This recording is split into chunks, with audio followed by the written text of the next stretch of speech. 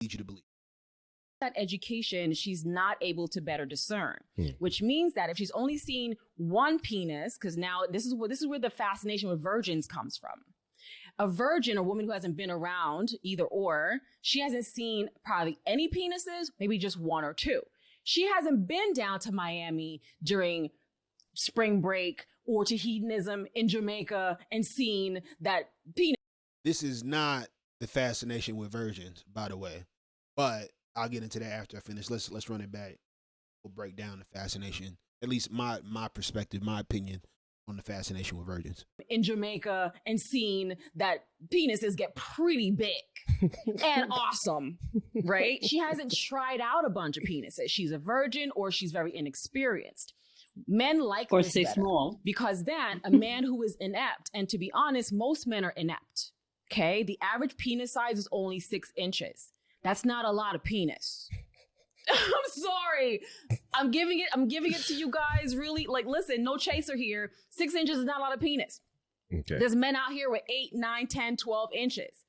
Okay. And more. I've seen more. Okay. More than 12? I've seen a lot more. I mean, I know it exists, but damn. I can't even get into it. I've seen some things. Okay. Okay, some things. So I'm All right? curious. I'm curious. Listen. Can I ask a question? Wait, not yet. Let me finish my sermon. Okay? Okay. 'Cause we in church. So now, when men shame women because of those insecurities, that makes women not want to have the sex that they really want. It makes them afraid to have the sex that they want to have. That shame is meant to make men feel better. So now it's like, well, I don't want to, I would have sex. I would have more sex, but they're going to call me a whore. So I'm not going to do it. So I'm just going to settle for this little penis man that I met one time. And now I'm having horrible sex the rest of my life so that I don't hurt his ego. The men with the... Okay, I got to pause.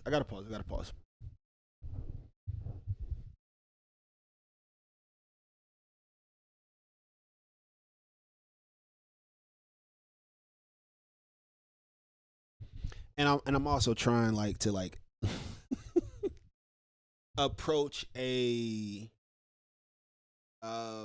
quite frankly a silly topic that does have some healthy implication and not brag on my side or talking like I got the biggest dick in the world.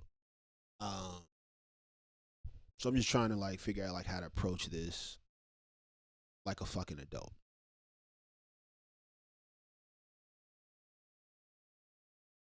Let's start with the virgin thing. Or let's not even do the virgin thing. Why do people like people with lower body counts? My opinion is, one, let's give her props. Yes, there are I think there are some people that don't want to deal with the comparisons, right? And I've heard this more from women than men. Of course, I've never dated men, so I don't know what men talk about when they're dating somebody, other than from a very singular perspective. I know people don't want to deal with the comparisons, and you don't want to deal with the fact that the person that you might be settling down with, that you might not be healthy competition in their mind of their past partner. But a bigger reason that I think people don't want to deal with people with a whole bunch of bodies is the more people you deal with. Yes, there are some positive, amazing experiences, and yes, you expand your discernment. But the more people you deal with, the more trauma and baggage and guardedness and jadedness and bitterness and inflexibility and impatience you pick up. So a lot of this is not, oh, motherfuckers is just afraid that you dated Prince Charming once upon a time. A lot of this is you start racking up these relationships and these bodies and these experiences, and it is literally harder to be with you because we know trauma produces weird responses in personalities and relationships. So this is an attack on the male ego from a very specific source that does have some of its merits. But my suggestion is that the biggest reason people don't want to deal with a whole bunch of body counts is because of all of the baggage that comes with that. Now, the danger that she's not, or the nuance that she's not pointing out, and we're going to rewind about 30 seconds later, run again, is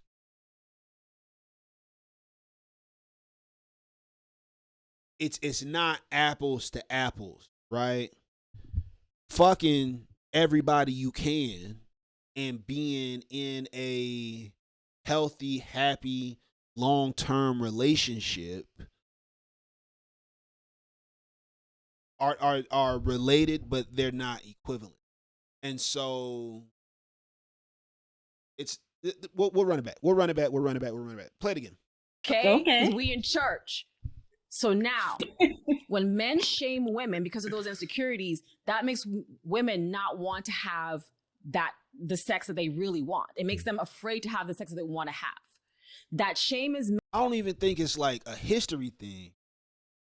Let me speak for myself. I don't have an issue with somebody with a body count. I really, really don't. The issues that I'm gonna have are what trauma and baggage and like bad personality quirks and bad relationship habits are you bringing to the relationship, and what is your current propensity to have me raising somebody else's child, to compromise the empire and the foundation we're building because the personality that led you to rack up those bodies ain't even really built to be in no, loyal, committed shit. I'm in no position to judge anybody for a body count. I'm really, really not. But those are the things that I think about, not off of a number. When I start seeing stuff like quirks that's associated with a number, I'm like, this might not be the type of person that you want to develop no 10, 20, 30-year relationship with.